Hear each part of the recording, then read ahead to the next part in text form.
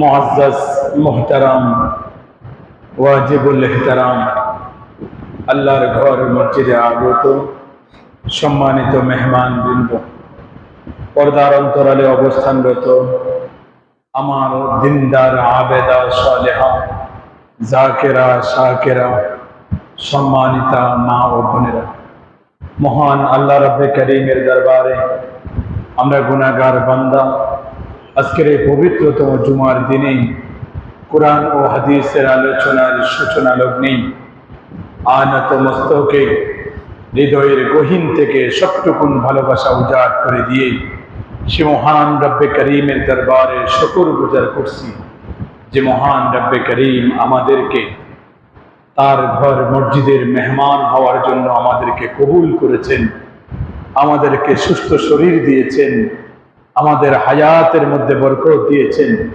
আসুন সে মহামনিবের দরবারে একবার কালিমাতুশ শুকর আদায় করি, সকলে বলি আলহামদুলিল্লাহ। লক্ষ কোটি দুরূদ ও সালাম আমার আপনার প্যারা হাবিব নবী মুহাম্মদুর রাসূলুল্লাহ সাল্লাল্লাহু আলাইহি ওয়াসাল্লামের পবিত্র রওজা মুবারাকে।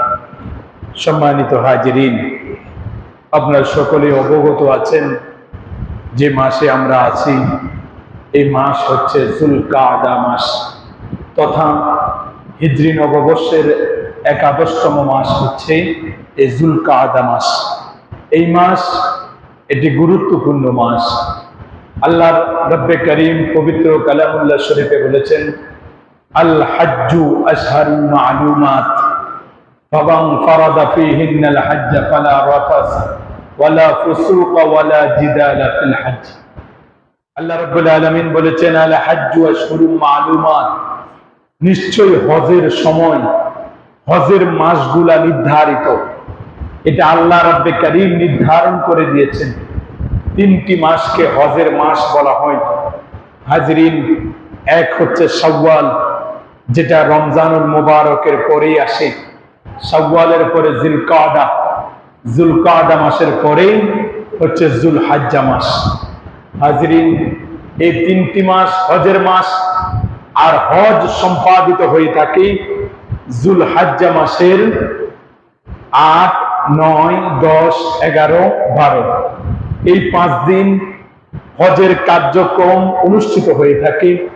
এই ৫ দিনে আল্লাহ রাব্বে করিমের মনোনীত বান্দারা, যাদেরকে আল্লাহ রাব্বে করিম এই বছরের জন্য আল্লাহর মেহমান করে তার ঘরের জন্য যাদেরকে নির্বাচন করেছেন, তারা পৃথিবীর যত দূরে থাকুক না কেন, যত সংকীর্ণ জায়গায় থাকুক না কেন, যত দারিদ্র অবস্থায় থাকুক না কেন, যত অসুস্থ, যত বিপদ এর সম্মুখীন হয়ে থাকুক না কেন, আল্লাহ যাদেরকে নির্বাচন করেছে, যারা যদি পৃথিবীর উত্তর মেরু, দক্ষিণ মেরু, পূর্ব পশ্চিম প্রান্ত যেখানেই থাকুক না কেন, এই ৫ দিনের একদিন তারা, এই ৫ দিন তারা খানায়ে কাবার চতুর্পাশে লাব্বাইক লাব্বাইক বলে হাজিরা দিবে।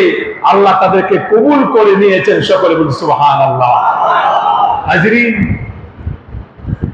এই মানুষগুলা যেখানেই থাকুক না কেন আল্লাহ তাদেরকে নিয়ে আসবেন। আমাদের আদি পিতা হযরতে মিল্লাতের পিতা হযরতে ইব্রাহিম আলাইহিস সালাতু ওয়াস সালাম, তিনি খানায়ে কাবা নির্মাণ করলেন। কাকে নিয়ে? অনেক শত শত মিস্ত্রি নিয়ে, হাজার হাজার মিস্ত্রি নিয়ে না, বরং তিনি তার সন্তান কলিজার টুকরা হযরতে ইসমাঈল আলাইহিস সালাতু ওয়াস সালামকে সাথে নিয়ে আল্লাহর ঘর খানায়ে কাবা নির্মাণ করেছিলেন। আল্লাহর ঘর খানায়ে কাবা নির্মাণ করলেন। বাবা হলেন মিস্ত্রি আর সন্তান তার সহযোগী। সন্তান সহযোগী হলেন আর বাবা মিস্ত্রি হলেন। আল্লাহর ঘরের কাজ শুরু করলেন। আল্লাহর ঘরের কাজ শুরু করেই এক সময় আল্লাহর ঘরের খানায়ে কাবার কাজ শেষ হলো। তখন আল্লাহ বললেন, ও ইব্রাহিম, এই যে তুমি খানায়ে কাবা নির্মাণ করলা, এখন তুমি সেটা তাওয়াফ করো, তুমি সেটা জিয়ারত করো। তিনি জিয়ারত করলেন। বাবা আর সন্তানকে আল্লাহ রাব্বুল আলামিন আদেশ করে দিলেন, ওয়াল ইয়াতাওয়াফু বিল বাইতিল আতীক। ও আমার ইব্রাহিম, তোমাকে বলি, আমার যারা মেহমান পৃথিবীর নানা প্রান্ত থেকে এই খানায়ে কাবা তাওয়াফ করতে আসবে, খানায়ে কাবা জিয়ারত করতে আসবে, তাদের জন্য এই ঘরকে তুমি পবিত্র করো, এটাকে সাজিয়ে নাও। বলুন না সুবহানাল্লাহ। শুরু হয়েছে কোথায় থেকে? আমাদের মিল্লাতের পিতা হযরত ইব্রাহিম আলাইহিস সালাতু ওয়াস সালাম থেকে। হাজরিন, যখন ইব্রাহিম আলাইহিস সালাতু ওয়াস সালাম তাওয়াফ করলেন, আল্লাহ বললেন, এবার ডাকো তোমার সন্তানদেরকে, এই পৃথিবীর সকল তোমার সন্তানদেরকে তুমি আহ্বান করো এই ঘর জিয়ারতের জন্য, এই ঘর তাওয়াফ করার জন্য। হাজরিন, ইব্রাহিম আলাইহিস সালাতু ওয়াস সালাম আল্লাহকে বললেন, আল্লাহ, আমি এই ধুধু মরুভূমিতে পাহাড় বেষ্টিত একটি উপত্যকার মধ্যে এই খানায়ে কাবা নির্মাণ করেছি। এখন আপনি বলতেছেন আপনার বান্দাদেরকে ডাকার জন্য। আমি এই মরুভূমির মধ্যে যদি ডাকি, কে বা আমার কথা শুনবে? এটা তো মরুভূমি, কোনো লোকালয়, কোনো মানুষ নেই, জনমানব শূন্য একটি জায়গা। এখানে মানুষ কোথায় থেকে পাবে? কে আমার ডাকে সাড়া দিবে? হাজরিন, আমরা প্রত্যেক দিন 5 ওয়াক্ত নামাজে 5 বার যেভাবে নামাজের জন্য আযান দেওয়া হয়, ঠিক তেমনি ভাবে বছরান্তে যে আমরা হজ সম্পাদিত হয়, এই হজের জন্য একবার আযান দেওয়া হয়েছিল। আযান দিয়েছিলেন কে? হযরতে ইব্রাহিম আলাইহিস সালাতু ওয়াস সালাম।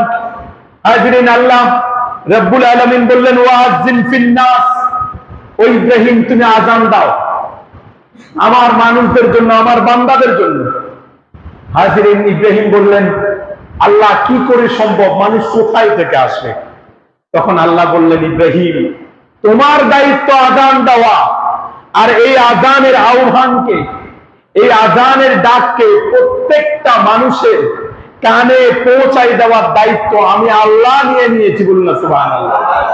হাজরিন, হাদিস শরীফের মধ্যে পাওয়া যায়, যখন ইব্রাহিম নবী তার ভাষায় যখন এই সমস্ত মানব কুলকে সম্বোধন করে খানায়ে কাবা তাওয়াফের জন্য যখন ডেকেছিলেন, যেই সকল মানুষ এই দুনিয়াতে তখন বসবাসরত ছিলেন, আবার যে সকল মানুষ এখনো দুনিয়ায় আসেন নাই, মায়ের রেহেমের মধ্যে ছিলেন, এবং কি যারা এখনো রেহেমের মধ্যেও আসেন নাই, বরং আল্লাহর কাছে আলমে আরওয়াহের মধ্যে আছে, আল্লাহ রাব্বে করিম ইব্রাহিম আলাইহিস সালাতু ওয়াস সালামকে আহ্বানের আওয়াজকে এত বুলন্দ করলেন, এত উচ্চ করলেন, আল্লাহ তামাম দুনিয়ার মানুষকে তো শুনালেন, সাথে সাথেই যারা মায়ের রেহেমের মধ্যে আছেন তাদের কান পর্যন্ত পৌঁছে দিলেন।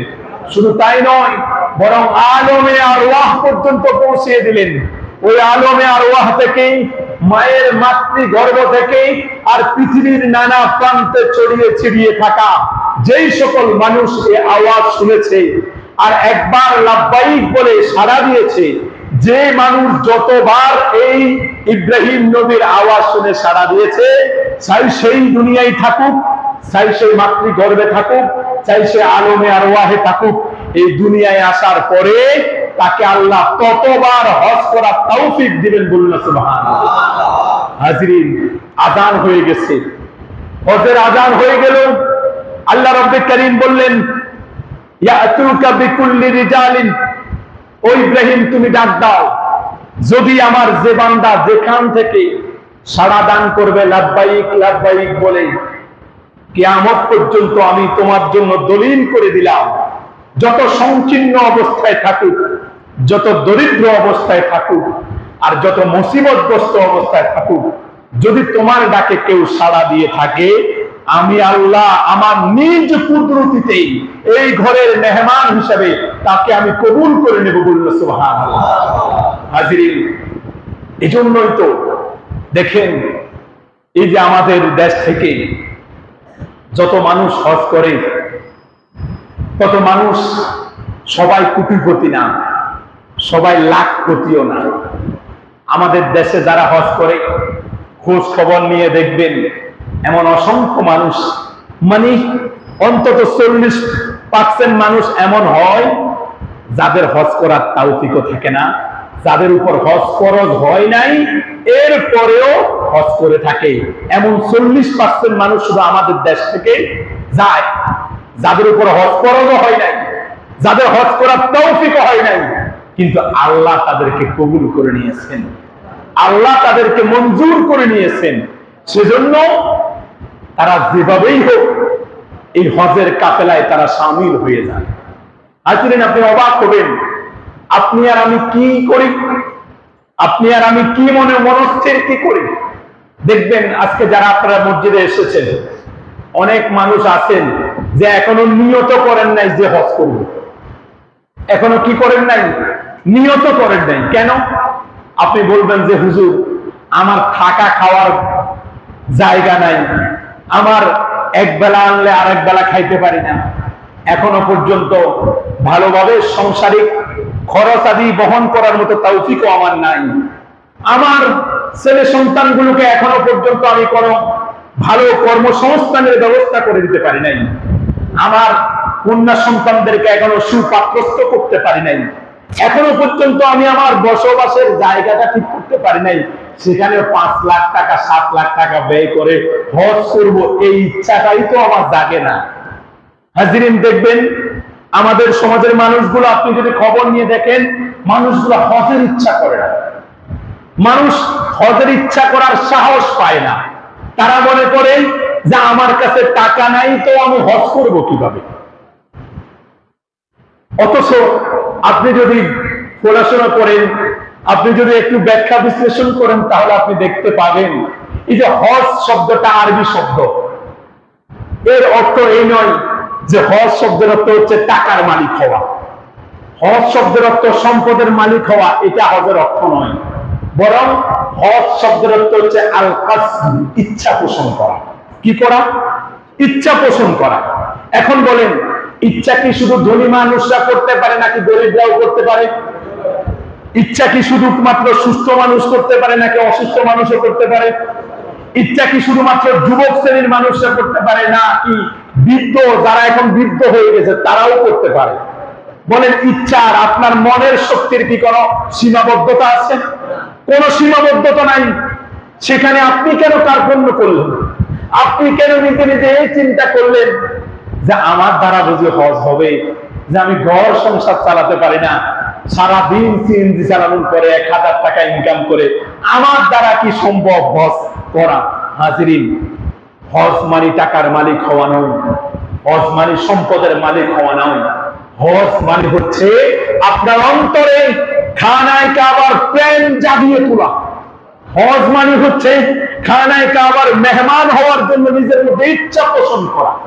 হজ অর্থ হচ্ছে আপনি ইচ্ছা পোষণ করবেন, আপনি চাইবেন আল্লাহর কাছে।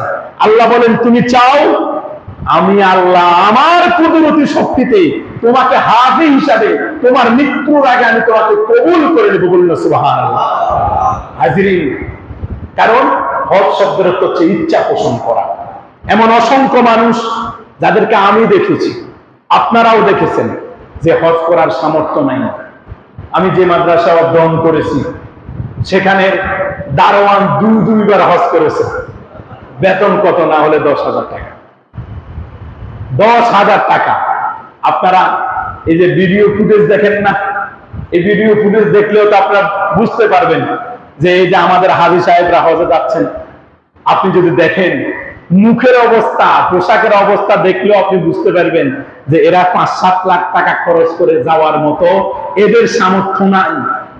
কিন্তু তারপরেও তারা যাচ্ছে, তারপরেও আল্লাহর মেহমানদের কাতারে তারা শামিল হয়েছে। রাসূল সাল্লাল্লাহু আলাইহি ওয়াসাল্লাম বলেছেন, আল হুজ্জাজ ওয়াল উম্মার ওয়াফদুল্লাহ। ও আমার উম্মতেরা, শুনে রাখো, যারা হজকারী আর যারা উমরাকারী, ওয়াফদুল্লাহ, তারা দুনিয়ার কোন স্বাভাবিক মানুষ নয়, বরং এরা আল্লাহর মেহমান হিসেবে দুনিয়াতেই পরিচিত লাভ করবে। বলুন সুবহানাল্লাহ। বলেন, আল্লাহর মেহমান হওয়ার ইচ্ছা আছে কি নাই? আমাদের আছে কি নাই? এজন্য কি আল্লাহর মেহমান গরিব হলে, আমি গরিব মানুষ, এজন্য কি আল্লাহর মেহমান হওয়ার ইচ্ছা কি আমার থাকতে পারে না?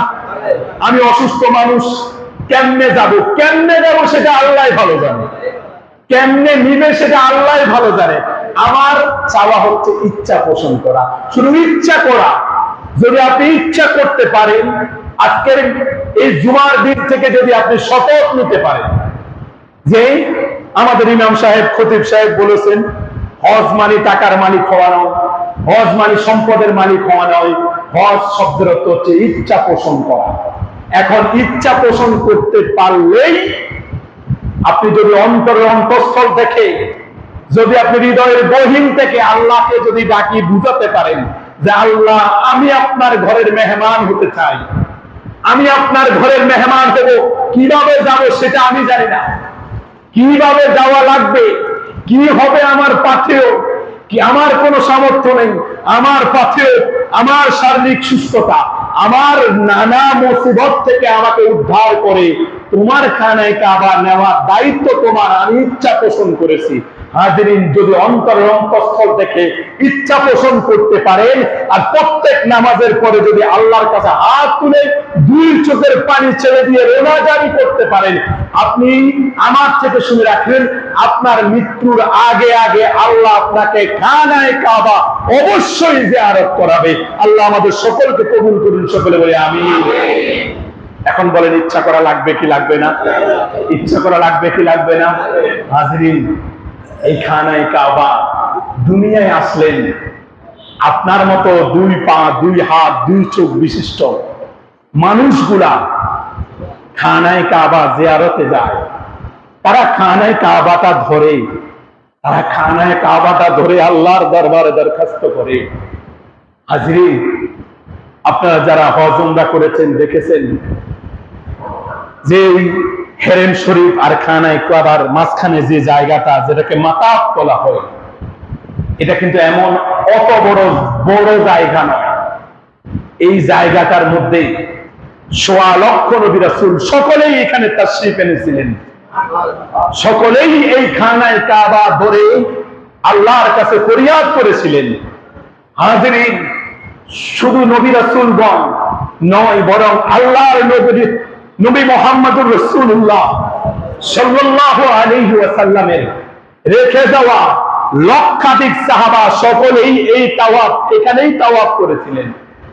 হাজিরিন, আল্লাহ রব্বে কারীমের মনোনীত আল্লাহর মেহমান, আল্লাহর ওলিরা যারা দুনিয়ায় থাকতে আল্লাহর রেজাবন্দি, আল্লাহকে খুশি করে নিয়েছিলেন, ওই মানুষগুলা এই জায়গা তাওয়াফ করেছিলেন। নবী মুহাম্মদুর রাসূলুল্লাহ সাল্লাল্লাহু আলাইহি ওয়াসাল্লামের 40 বছরে ওহী অবতীর্ণ হওয়ার পরে তিনি যেখানেই সিজদায় পড়ে, সিজদায় লুটিয়ে পড়ে আল্লাহকে আল্লাহ বলে রেখেছিলেন, আল্লাহর ওয়াহদানিয়তের সাক্ষ্য দিয়েছিলেন। সেটা আর কোনো জায়গা নয়, সেটা এই খানায় কাবার পাশের জায়গা। হাজিরিন, আপনি যে খানায় কাবার এক কর্নারে হজরে আসওয়াদ দেখতে পান, আপনি দেখবেন, যারা গিয়েছেন তারা বুঝতে পারবেন, আর যারা ভিডিও ফুটেজে দেখেছেন তারাও বুঝতে পারবেন যে এখানে একজনের মাথা ঢুকানো যায়, বেশি মানুষের মাথা একসাথে ঢুকানো যায় না, দুজনেরও একসাথে যায় না। একজন মানুষ ঢুকিয়ে ওই হজরে আসওয়াদের মধ্যে চুমু খায়। হাজিরিন, আপনি যদি একবার ইচ্ছা করতে পারেন আর এই যদি হজরে আসওয়াদে চুমু খেতে পারেন, মনে মনে ইচ্ছা করতে পারবেন যে এই হজরে আসওয়াদের মধ্যে লক্ষাধিক সাহাবী চুমু খেয়েছিলেন, লক্ষাধিক আল্লাহর ওলি চুমু খেয়েছিলেন। শুধু আল্লাহর ওলি আর সাহাবী নয়, আমার আপনার প্যারা হাবিব, হাবিবে খোদা, দু জাহানের বাদশা নবী, নবী মুহাম্মদুর রাসূলুল্লাহ সাল্লাল্লাহু আলাইহি ওয়াসাল্লাম তার দুই মুষ্ঠ মোবারক দিয়ে, তার এই পবিত্র জবান দিয়ে যে জায়গায় চুমু খেয়েছেন, যে জায়গায় রাসূল তার এই ঠোঁট মোবারক বসিয়েছিলেন, ঠিক ওই জায়গায় আপনার ঠোঁটগুলোও বসতেছে। বলেন, এর চেয়ে সৌভাগ্যবান মানুষ আর হতে পারে?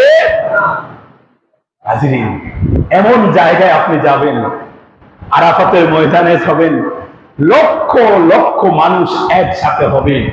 বলেন, সবাই কি পাপী মানুষ? এরা পাপী হলে কি এরা সেখানে যেতে পারত?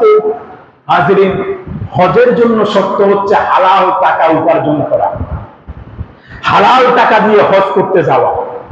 এখন আমরা অনেক সময় হয় যে একজন হাজী সাহেব হজ করতে যাওয়ার পরেই আমরা নানাবিধ কথা বলে থাকি। আমরা বলে থাকি হারাম টাকা দিয়ে গিয়েছে, মানুষের টাকা মেরে দিয়ে হজ করতে গেছে, হজ হবে না। নানা ধরনের কথা বলি, সুদের টাকা গেছে, ঘুষের টাকা গেছে, এরকম নানা ধরনের কথা বলি। কিন্তু বিশ্বাস করবেন, আমি যেদিন থেকে খানায় কাবা, যেদিন থেকে আমি আরাফাতের ময়দান আর আরাফাতে অবস্থানকারী হাজীদের সম্পর্কে পড়াশোনা করেছি, সেদিন থেকে আমি তালাশ করতে যাই না তার কিসের টাকা আর তার কি দোষ আছে, আমি সেটা খুঁজতে যাই না। কারণ আমি চিন্তা করে থাকি, যেই টাকা হোক না কেন সে তো আল্লাহর ঘর ধরতে পেরেছে। যেই টাকাই হোক না কেন কবুল করার মালিক তো আল্লাহ। আল্লাহর বান্দার হজ আল্লাহ কবুল করবে কি করবে না সেটা আল্লাহই ভালো জানেন। আমি বিচার করার কে? আমি তো যেতেও পারলাম না। তারা আমি কেন তার এত দোষ তালাশ করব? আমি কেন তার এত দোষের অনুসন্ধান করব? তার দোষ অনুসন্ধান করার জন্য কি আল্লাহ আমাকে পাঠাইছে? না, আমাকে পাঠাইছে আমার নিজের চরকায় তেল দেওয়ার জন্য। সেজন্য কারো সমালোচনা নয়, বরং এরা আল্লাহর মেহমান। আপনি অবাক হবেন, আমাদের এই বাংলাদেশে 16-17-18 কোটি মানুষ আছে। হাজিরিন, প্রতি বছর 40-50 লক্ষাধিক মানুষ পৃথিবীর নানা প্রান্ত থেকে হজ করতে আসে। আমাদের দেশ থেকে কত যায়? 1 লাখ কিংবা 2 লাখ মানুষ যায়। আপনি হিসাব করেন, 1 লক্ষ মানুষের কি হয়? 1 কোটি মানুষ। 1 লক্ষ যদি আপনি 100 বার দেন তাহলে কত হবে? 1 কোটি হবে। তাহলে দেখেন, প্রতি বছর যদি 2 লক্ষ মানুষ যদি বাংলাদেশ থেকে হজ করতে যায়, তাহলে 50 বছরে 1 কোটি মানুষ হজ করবে। 50 বছরে। আপনার সিরিয়াল কই? আপনি তো 16 কোটি একজন। সিরিয়াল পাওয়া যায়? বলেন, শুধু সামর্থ্য থাকলেই কি হজ করা যায়? শুধু সামর্থ্য থাকলেই হজ করা যায় না। কারণ আপনি চাইলেই যে হজ করতে পারবেন বিষয়টা তেমন না। এটা এমন না যে আপনি চাইলেন, টাকা জমা দিলেন, আপনি আল্লাহর কাছ থেকে কবুল করালেন না, মঞ্জুর করালেন না, আল্লাহ আপনাকে কবুল করলো না, আপনি হজ করে গেলেন না। বিষয়টা এমন না। আপনি যদি হিসাব করেন তাহলে বুঝতে পারবেন যে 2 লাখ মানুষও যদি হজ করে তাহলে 1 কোটি মানুষ হজ করতে 50 বছর সময় লাগবে। এভাবে আপনার 16 কোটি মানুষের সিরিয়াল আপনি কবে পাবেন? তার মধ্য থেকে আল্লাহ আপনাকে মনোনীত করেছেন। এই 16 কোটি মানুষে আপনার বয়স 40 হওয়ার আগে, 50 হওয়ার আগে আল্লাহ আপনাকে কবুল করে নিয়েছেন। বাবা, বিষয়টা অতি সাধারণ বিষয় নয়, বরং আল্লাহ আপনাকে তার রহমতের চাদর দিয়ে আবৃত করে নিয়েছেন। তিনি আপনাকে রহমত দিয়ে ঢেকে নিয়েছেন বলেই আপনি হজের কাতারে নাম লেখাতে পেরেছেন। এটা মহা সৌভাগ্যের বিষয়। এটা যেন তেন ইবাদত নয়। হাজরিন, রাসূল সাল্লাল্লাহু আলাইহি ওয়াসাল্লাম বলেছেন কি, বুনিয়াল ইসলাম আলা খামস, শাহাদাতু আল্লা ইলাহা ইল্লাল্লাহ ওয়া আন্না মুহাম্মাদার রাসূলুল্লাহ ওয়া ইকামুস সালাহ ওয়া ইতাউজ যাকাত ওয়াল হজ্জ ওয়া সাওম রমাদান। এই যে দ্বীন ইসলাম, যে ইসলামের মুসলমানিত্ব আমরা দাবি করি, সেই মুসলমানিত্ব, সেই ইসলাম থেকে আছে 5টি বিষয়ের উপরে। কয়টা বিষয়ের উপরে? 5টি বিষয়ের উপরে। এই 5টি বিষয়ের মধ্যে আমরা সর্বপ্রথম যেই খুঁটিটা সকলেরই দরকার, সেটা হচ্ছে ঈমানের খুঁটি। আর আমরা সকলেই সেই ঈমানের খুঁটিতেই সকলে প্রবেশ করেছি। আমরা সকলেই ঘোষণা করেছি লা ইলাহা ইল্লাল্লাহ মুহাম্মাদুর রাসূলুল্লাহ। এটা আমরা সকলেই পড়েছি। হাজরিন, এরপরে এই কালিমাকে বাস্তবায়ন করার জন্য আমাদের 4টা জিনিস প্রয়োজন: নামাজ, রোজা, হজ, যাকাত। এই 4টা বিষয়ের প্রয়োজন। হাদিসে বিভিন্ন জায়গায় বিভিন্ন ভাবে এসেছে। কখনো কখনো 3 নম্বরে এসেছে হজের কথা, কখনো কখনো 4 নম্বরে এসেছে হজের কথা। হাজরিন, এই হজ হচ্ছে ইসলামের একটি মৌলিক স্তম্ভ। 5টি স্তম্ভের একটি স্তম্ভ হচ্ছে হজ। যে হজ সম্পর্কে আমরা ইচ্ছা পোষণ করতে পারি না, যে হজ সম্পর্কে আমরা একটু মনের মধ্যে ইচ্ছাকে পুষতেও পারি না যে হজ করব জীবনে একবার, সামর্থ্য যেহেতু নাই তাহলে আল্লাহর দরবারে কান্না করব বেশি বেশি। সামর্থ্য যেহেতু নাই, প্রত্যেক প্রত্যেক ফরজ নামাজের পরে 2 রাকাত সালাতুল হাজত করব, যে আল্লাহ আপনার ঘরের মেহমান হতে চাই, কেমনে হবো সেটা আমি জানি না, আমার সামর্থ্য নাই, আপনি আমাকে বানাবেন। কারণ আপনি প্রত্যেক বছর এমন অসংখ্য মানুষকে হজ করান যাদের মূলত হজ করার তৌফিক নাই। তো ওকে যদি আপনি করাতে পারেন তাহলে আমাকে কেন করাবেন না? আমিও হজ করব, এই ইচ্ছা পোষণ করব। হাজিরিন, অথচ আমাদের আজকে যদি সমাজে খুঁজে দেখেন, হজের ইচ্ছা পোষণ করার মতো মানুষও খুব কম আছে, কারণ আমার সামর্থ্য নাই। আর যাদের সামর্থ্য আছে তারাও চিন্তা করে যদি হজে যাই, এত কষ্টের টাকা, 7 লাখ টাকা আমার খরচ হয়ে যাবে, এই 7 লাখ টাকা দিয়ে তো আমি 7 লাখ টাকার সাথে যদি আরো 3 লাখ টাকা দিই, 10 লাখ টাকা দিই, তাহলে আমার 3 তালার কাজটা মোটামুটি একটু কমপ্লিট করা যাবে। এই 10 লাখ টাকা খরচ করলে আমার 2টা ছেলে কিংবা একটা ছেলের ভালোভাবে ধুমধাম করে বিয়ে দেওয়া যাবে, কিংবা আমার মেয়েটাকে বিয়ে দেওয়া যাবে, না হলে আমার সন্তানের ব্যবসায়ের মধ্যে একটু পুঁজি খাটানো যাবে। আমি আর আপনি নিয়ত করি, এই যাদের সামর্থ্য আছে, কয়জন মানুষ যে সামর্থ্য থাকার পরেও যে নিয়ত করে যে হজ করবো, আমার এখন এই বছর হজ ফরজ হয়েছে, এই বছরে আমি হজ করব, এরকম মানুষ খুব কম পাবেন আপনি। হাজিরিন, বলতেছিলাম, অথচ এই হজটা হচ্ছে ইসলামের 5 বুনিয়াদের এক বুনিয়াদ, ইসলামের 5টি স্তম্ভের একটি স্তম্ভ। শুধু তাই নয়, আপনি যদি দেখেন, তাহলে আপনি যদি একটু গভীরভাবে বিশ্লেষণ করেন তাহলে আপনি দেখতে পাবেন আমাদের ঈমানের পরে যে 4টি স্তম্ভ রয়েছে, নামাজ, রোজা, হজ, যাকাত। নামাজ হচ্ছে আমাদের শারীরিক ইবাদত, সেখানে শুধু শারীরিক পরিশ্রম প্রয়োজন, কায়িক শ্রমের প্রয়োজন, কিন্তু কোনো অর্থের প্রয়োজন হয় না। কি বলেন, ঠিক কিনা? নামাজ পড়তে কি টাকা লাগে? নামাজ পড়তে টাকা লাগে? শুধু একটু শারীরিক শক্তির প্রয়োজন হয়, আপনি শারীরিক একটু পরিশ্রম হয়ে থাকে। এরপরে আসেন, তার মানে হচ্ছে নামাজ হচ্ছে আমার শারীরিক ইবাদত, কোনো আর্থিক ইবাদত নয়। আবার যদি আপনি রোজার দিকে তাকান, বলেন আমরা যে এই গত 1 মাস আগে সিয়াম সাধনা করেছিলেন 30 দিন, এর জন্য কি কোনো মসজিদে কিংবা কোনো জায়গায় আমাদেরকে কি কোনো টাকা জমা দেওয়া লাগছে? আগে থেকে রেজিস্ট্রেশন করা লাগছে যে এই বছর আমি রোজা রাখবো, ওই জন্য রেজিস্ট্রেশন করলাম 1 লাখ টাকা দিয়া, এরকম কোনো আমাদের টাকা খরচ হয়েছে না। শুধু এটা আমাদের শারীরিক ইবাদত। তাহলে নামাজ পাইলাম শুধু শারীরিক ইবাদত, আমি রোজা পাইলাম শুধু শারীরিক ইবাদত।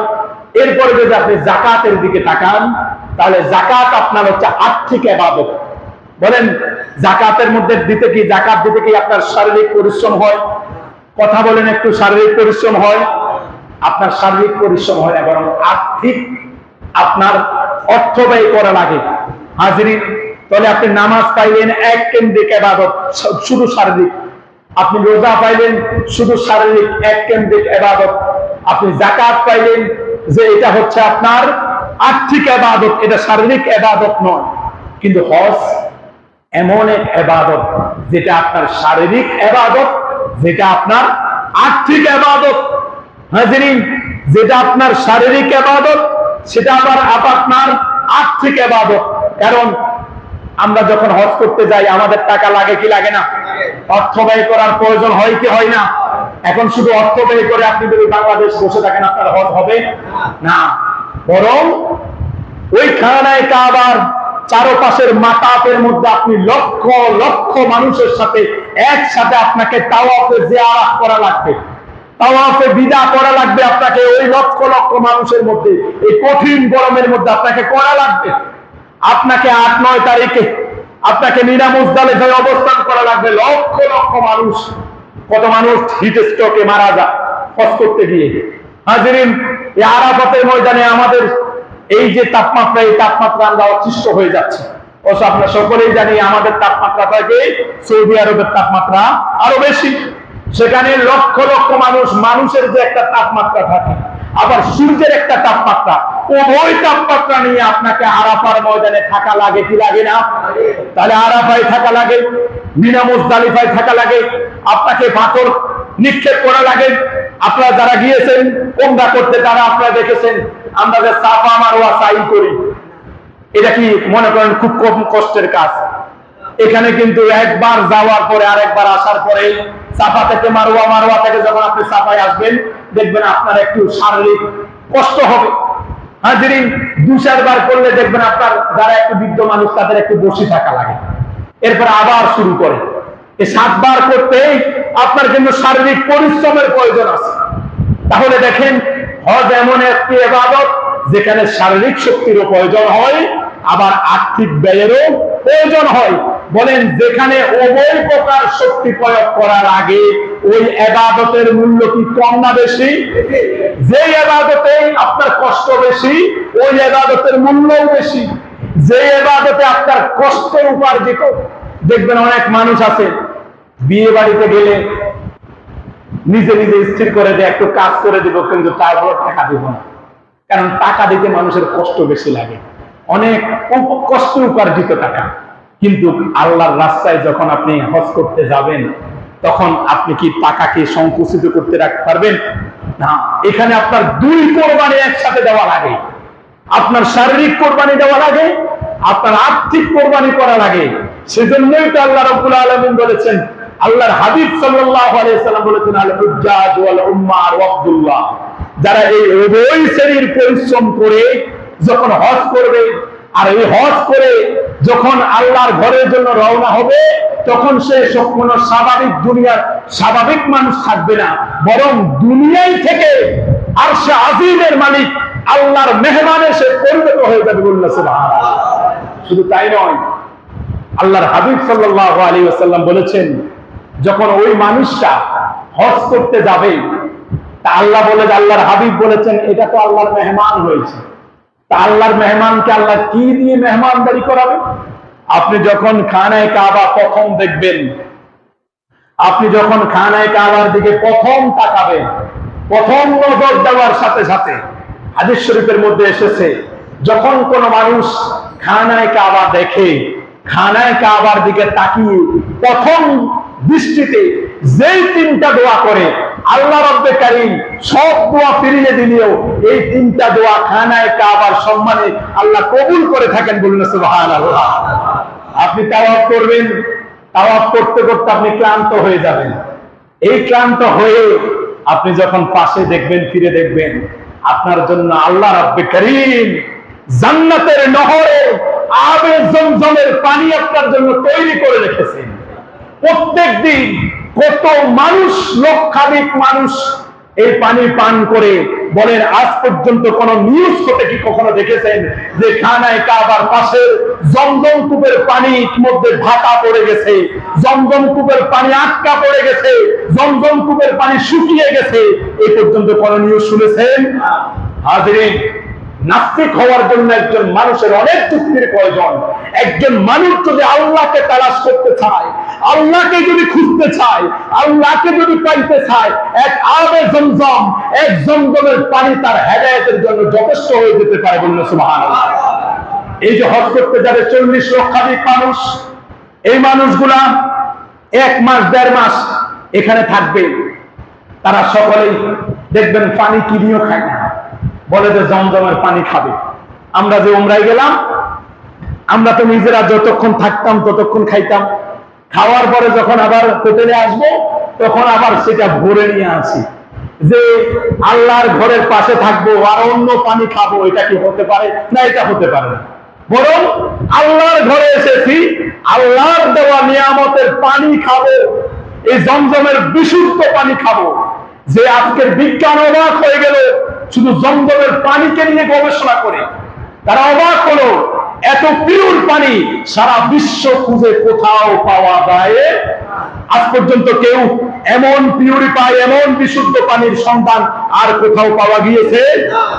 বরং এটা আপনার শরীরের জন্য শেফা। রাসূল বলেছেন, জমজমের পানি তুমি পান করবা, এই নিয়ত করে যদি পান করতে পারো, আর যদি ওই সময় যত নিয়ত করবা, যদি নিয়ত করো, নিয়ত যদি পরিশুদ্ধ হয়, নিয়ত যদি খাঁটি হয়, নিয়তের মধ্যে যদি গরমিল না থাকে, তুমি পানি পান করবা। যত জটিল কঠিন রোগ তোমার শরীরে বাসা বেঁধে থাকুক না কেন, এক জমজমের পানি যদি পরিশুদ্ধ নিয়ত নিয়ে খেতে পারো, আল্লাহ জমজমের পানির বরকতে তোমার পুরো দুরারোগ্য কঠিন রোগ ব্যাধি জমজমের উসিলায় আল্লাহ মাফ করে দেবে। হাজিরিন, এই হচ্ছে জমজমের পানির বরকত। আল্লাহ জমজমের পানি দিয়ে আপনাকে বরকত দিবেন।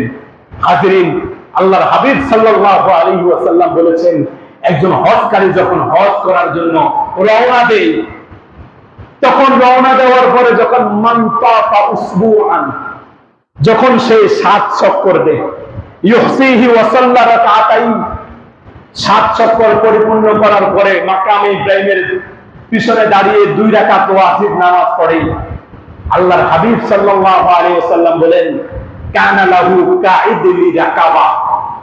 ওই যে রাসূলুল্লাহর যুগে দাস দাসীর যে প্রচলন ছিল, একজন মানুষ তার সত্তা বিক্রি করে দেয় একজন মানুষের কাছে। ওই মানুষ আমরা যেমন এখন গরু ছাগলের সাথে যে বিহেভ করে থাকি, যে আমাদের যে ব্যবহার করে থাকি, একজন মুনিব হয়ে একজন মানুষ হয়ে আরেকজন মানুষের সাথে ঠিক পশুর মতো ব্যবহার করত, তাকে পশুর মতো খাটাতো, তার ব্যক্তি সত্তার কোনো দাম ছিল না। রাসূল বলেছেন, একজন মানুষ যখন আরেকজন মানুষকে গোলামির জিনজির থেকে মুক্ত করে দেয়, গোলামির শৃঙ্খল থেকে যখন তাকে মুক্ত করে দেয়, একজন মানুষ মুক্ত বাতাসে আসার পরে যেভাবে সে নিরাপদ হয়ে যায়, এই নিরাপদ যে করে দেয়, সে আল্লাহর কাছে যতটা প্রিয় হয়ে যায়। 7 চক্কর দেওয়ার পরে 2 রাকাত ওয়াজিব নামাজ পড়ার পরে একজন গোলাম আজাদ করলে যে সওয়াব, আল্লাহ রাব্বে কারীম 7 চক্কর দেওয়ার পরে একজন হাজির নেক আমলে হাজির এই আমল নামায় ওই পরিমাণ সওয়াব লিপিবদ্ধ করে দেবে। বলুন সুবহানাল্লাহ। হাজির শুধু কি তাই, আপনি খানায় কাবা তাওয়াফ করতে গেলেন, রাসূল সাল্লাল্লাহু আলাইহি ওয়াসাল্লাম বলেছেন, মান রাফা, আপনি আপনার ডান পাটা উঠালেন, এই যে ডান পাটা আপনি উঠালেন, এরপরে আপনি আবার ডান পাটা রাখবেন, বাম পাটা উঠাবেন।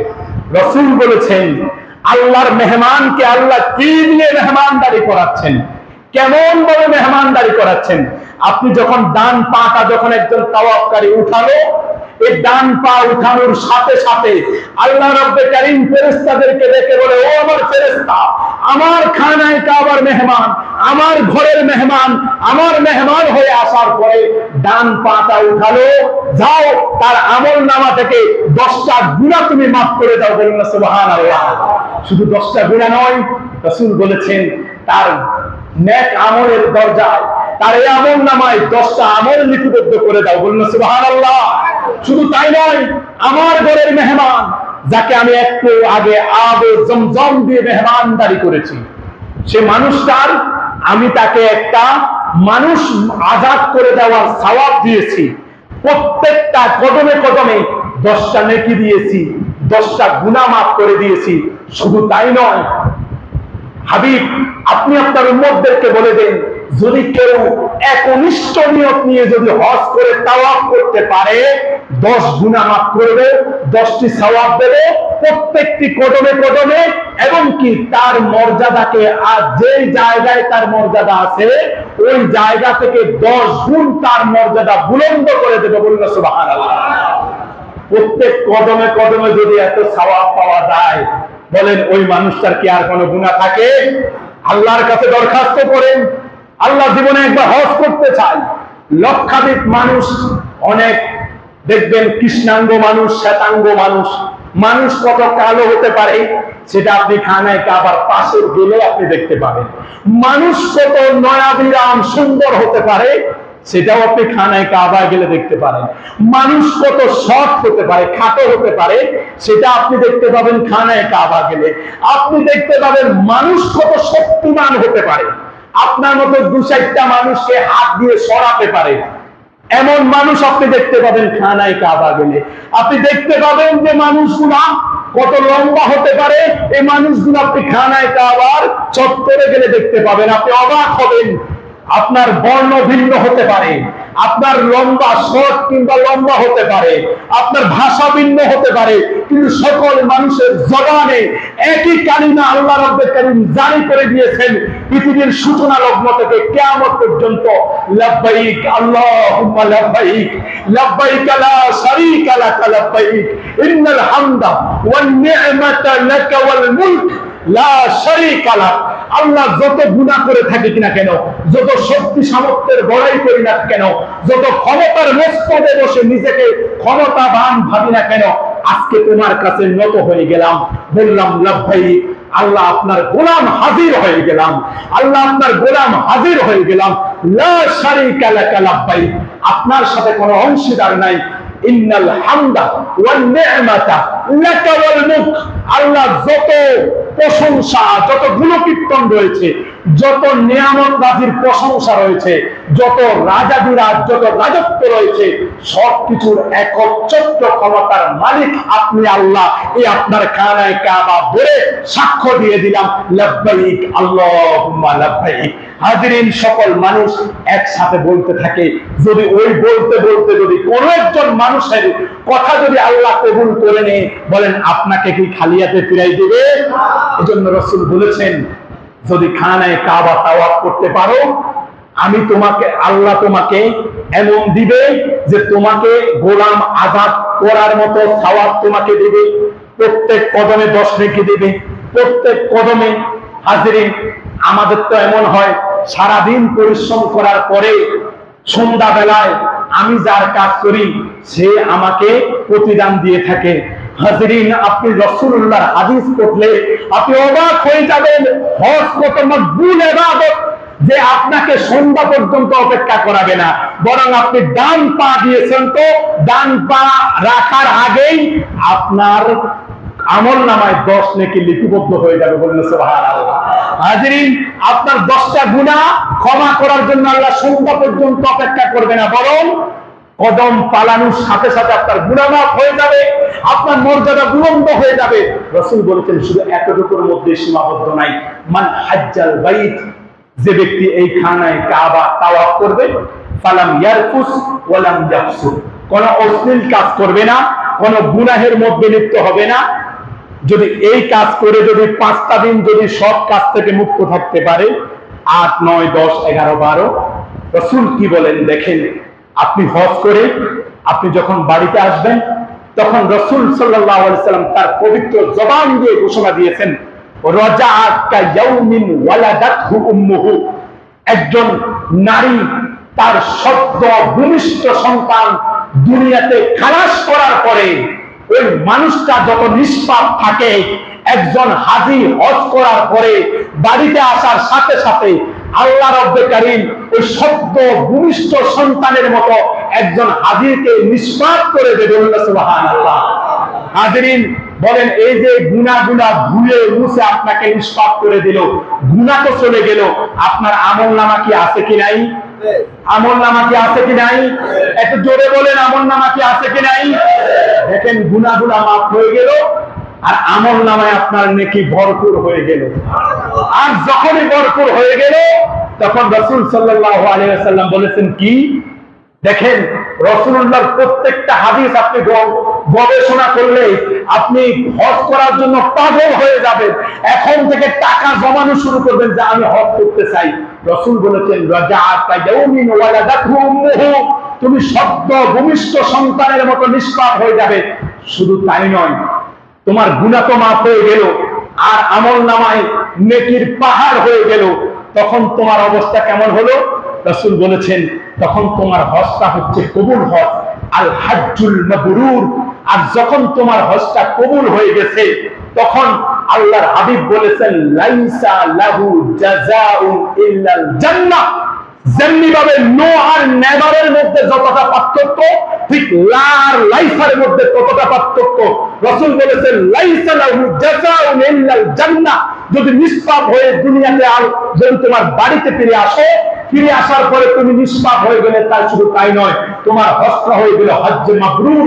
আর যখন হজ্জে মাবরুর হয়ে গেল, তখন আল্লাহ রাসূল বলেছেন, তখন ওই হজ্জে মাবরুরের প্রতিদান জান্নাত ছাড়া আর কিছুই হতে পারে না। বলুন সুবহানাল্লাহ। হাজরিন, এখন এমন হজ করার দরকার আছে কি নাই? বলেন, হজ করতে কি টাকা লাগে? কথা বলেন, হজ করতে কি টাকা লাগে? হজ করতে টাকা লাগে না, হজ করতে সম্পদ লাগে না, হজ করতে কি লাগে?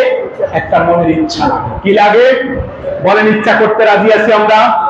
এই আজকে যুলকাদা মাসে আমরা কি ইচ্ছা করতে রাজি আছি? আল্লাহ জীবনে একবার হজ করতে চাই।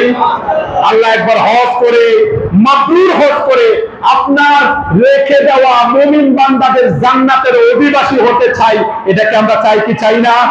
আল্লাহ আমাদের সকলকে কবুল করুক। সকলে বলে আমিন। ওয়া আখিরু দাওয়ানা আলহামদুলিল্লাহি রাব্বিল আলামিন।